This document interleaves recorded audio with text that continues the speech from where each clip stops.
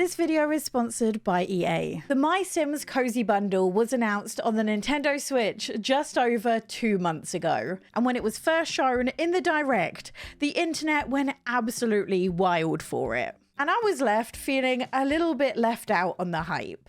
You see, MySims was first released in 2007 on the Wii, and this was in fact so successful that it saw the spin-off of a brand new franchise, releasing not only on the Wii, but also on the DS as well. But despite all of its success, in 2010, the very last MySims game was released. And since then, we haven't really heard much of the franchise. That was until a couple of months ago when MySims Cozy Bundle got announced out of seemingly nowhere. Not only giving many people a chance to relive their childhood, but also people like me who completely missed the franchise, a chance to experience this once and for all. So today I'm going to be talking all about my first impressions of the MySims Cozy Bundle as someone who has not played any of the previous games. Now when I picked this up, I actually had no idea what I was getting myself into. You see, for someone who is completely new to the franchise like myself, this tiny trailer really did not tell us a whole lot about the game. All I could really gather was that it didn't really look like any mainline Sims game that I was used to. So for those of you who are completely clueless like I was, let's go through what the MySims Cozy Bundle actually is. So the bundle itself consists of 2 completely separate games. You have the original MySims that released in 2007, and then you have MySims Kingdom, which came out a year later, also on the Wii. But despite being separate games, both of these games have very similar vibes and very similar mechanics, as these have a lot more in common with the likes of Animal Crossing and Life Sims than they do the actual Sims themselves. And honestly, if it wasn't for the plum blobs and the Simlish, you probably wouldn't have even guessed that this was a Sims game at all. And most of the gameplay for both of the games basically revolves around helping out townspeople. And you do this by collecting different resources in order to craft, and you can even decorate not only your house, the area, but also other people's houses as well. Now let's start off with the first game, which is MySims. Now as this was the first of the 2 games being released, this one is definitely more simplistic and more basic of the 2 games that you get in the bundle. The game starts you off at arriving at what was a once great town, but is now reduced to nothing but rubble. And the town has nothing left in it but a mayoral office, a flower shop, and a hotel. And you're told that you're one of the only people in the entire world who possesses the power to help this town get back on its feet. And after you design your very own character, you get to move into the town and start your very first objective, which is building your very own house. Now obviously these building mechanics are a lot more basic than the traditional Sims games, but honestly, as someone who has no creative talent, I don't actually hate that. And having watched a bunch of different people play the MySims games since launch, I realized that if I did have even an ounce of talent, I could have definitely built something a little bit better than this. Now you can either use the blocks that they suggest you to use on the initial page, which I very much appreciate as someone who doesn't like to think too hard about decorating, or you're free to filter through all the different blocks to make your very own creation. And don't worry, I know these look a little bit limited at the very start of the game, but as you progress you can unlock more building blocks and then come back to your house later to make it look even better. And your biggest battle when decorating is actually going to be fighting against the fact that sometimes you can't get things centered, which is a battle we know all too much about. But regardless of whether your house is centered or not, it is free, so at least there's that. And once this part's done, you can get into the main gameplay loop of bringing new people into your town to live. And this really is as simple as walking into the hotel, seeing a brand new villager and asking them to move in. It's then up to you to not only pick where they're going to live, but also to build and decorate their houses and shops for them as well. Every single villager that you bring in has different requirements, meaning that some of the builds had items or objects you'd have to include into the building for it to be completed, but it still gave you enough of a free rein to design the town however you saw fit, especially with all the different colors that you could pick for each of your buildings. But things aren't over once the sim has moved in, as once the villager is all comfortably moved in, they'll start giving you different requests to help either their houses feel more homely or for their stores to run better. But in order to craft the items, you first need to run around to make sure that you've got the right resources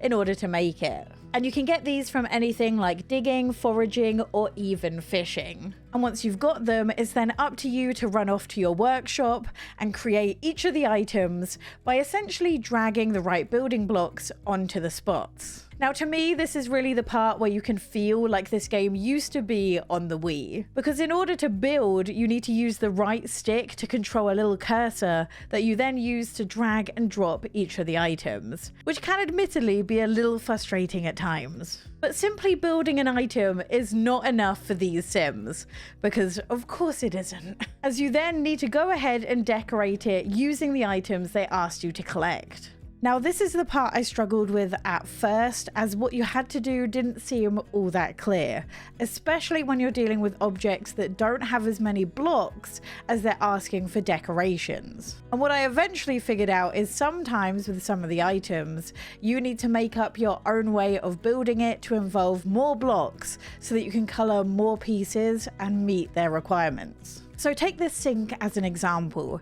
You can build the sink using just 3 blocks. The only issue is the mission request requires you to color it 5 times with the apple colors and 3 times with the brick colors, meaning that you have to take this item, which can be built with 3 blocks, and find a way to build it with at least 8 blocks. And although this took me a little bit of figuring out because they don't explicitly tell you about it, once I did figure it out, I actually really enjoyed this mechanic as it added another level of puzzle to the building minigame. Although I will say, this will make you create some absolutely disgusting pieces of furniture. Some of these Sims have the ugliest things in their houses, I swear. And then finally, once that's all over, it's then up to you to go and place the item in their house as well.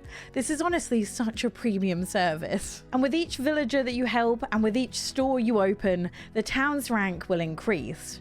And with every brand new star you get, the town unlocks brand new areas and new townspeople will be attracted to the area. And this was actually a bigger game than I anticipated, as once I unlocked my first area, it was surprisingly big. And although this gameplay loop does sound a little bit basic, my first impressions are that I've actually been really enjoying it.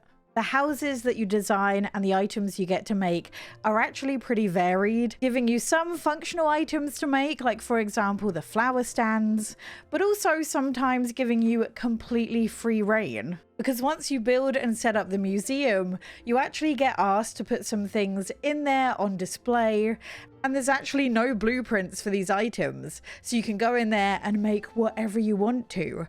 So of course I wound up making a budget version of Stonehenge and the Leaning Tower of Pisa. And I think the only thing I really struggled with was first of all getting to grips with the game, because it's unlike anything I've played before, and some things didn't seem all that intuitive, but it was really the controls that I think let this down, although there is a small way to kind of fix this. Because I actually found the best way to play this is not in the docked mode, but in handheld. As not only can you control the game with the controllers, but you can also use the touchscreen. So I found the best way for me was to run around town using the controllers, but I'd build the houses and the items with a mix of touchscreen controls and controller. This to me is one of those games that I'd play while lying in bed, having my favorite TV show up, as it's one of those vibes.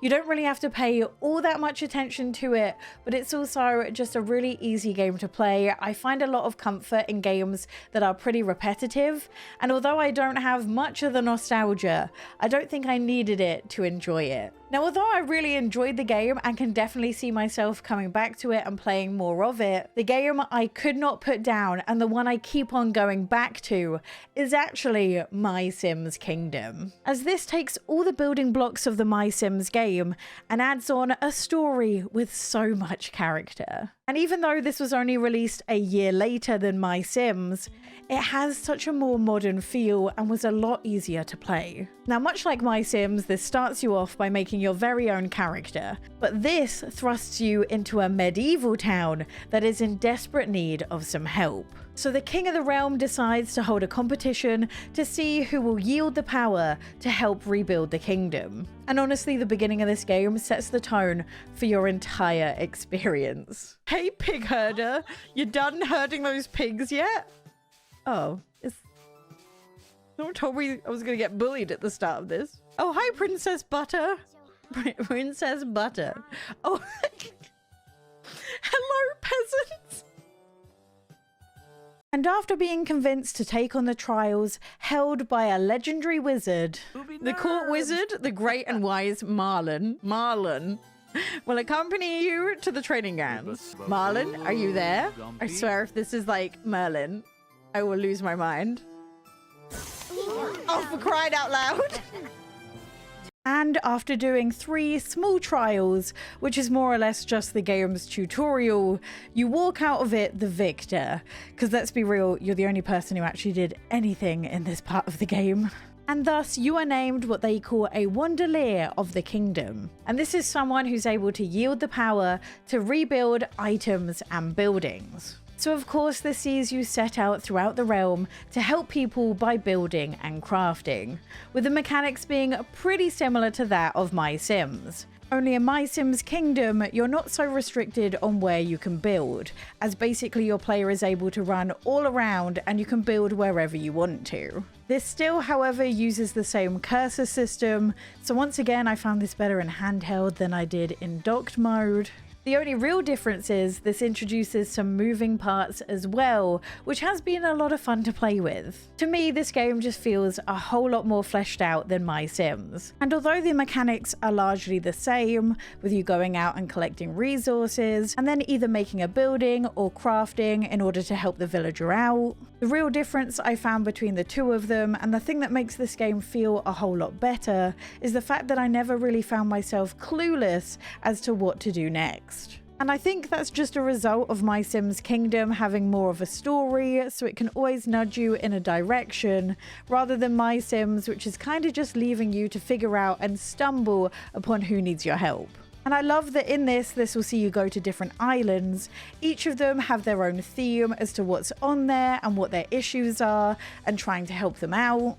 And it's really the characters and their personalities that really make this game shine. And I was so surprised that a 17-year-old game still feels so fresh and so new to me in 2024. There truly hasn't been any game like this. Now the game's graphics, you're either gonna love the retro look or you're gonna hate it, but regardless of how you feel about them, the game does run pretty well on the Nintendo Switch. There's a few stutters whenever you're doing the moving parts in MySims Kingdom, but other than that they run pretty flawlessly. And I find it so rare that there's a game that actually utilizes the touchscreen like MySims does. And considering the controls with a controller just aren't the best, they're a little bit awkward at times, very different from games we're used to now on the Switch, I'm really glad they're included, as the controls are definitely the part of this that lets the game down. Overall, it's been a blast to see what all the hype has been about, and I can't wait to see what else is waiting for me in the rest of both of these games. I just want to thank EA again for sponsoring today's video, and if you're interested in checking out the MySims Cozy Bundle,